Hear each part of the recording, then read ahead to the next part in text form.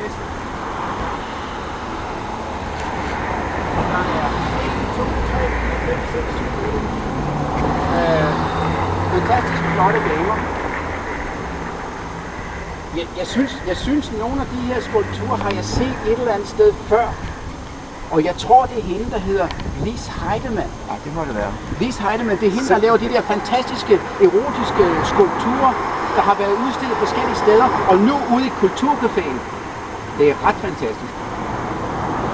Prøv lige at se, hvis du kigger lidt tættere på, så kan du se, at der er virkelig miniatøs kunstnerisk arbejde udført i forbindelse med den produktion.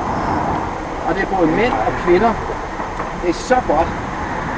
Det er bare alle til. Og ved du hvad? Jeg har lige set her, det fortsætter sørme her på den anden side. Ja, vi kan lige komme herover og kigge. Wow, se her. Der er sandelig også noget her.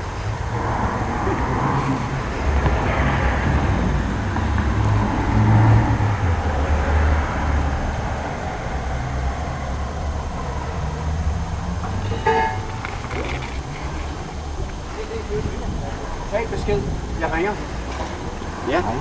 Ved du hvad, der er også noget her. Prøv at se her. Det er mange fine... Det ligner nærmest porcelæn, det her. Gør det ikke? Ja, det er porcelænsfigurer. Det ligner porcelænsfigurer. Jeg tror, jeg foretrækker sådan en mere rå type der. Men altså, hver sin smag, ikke? Det er ret imponerende.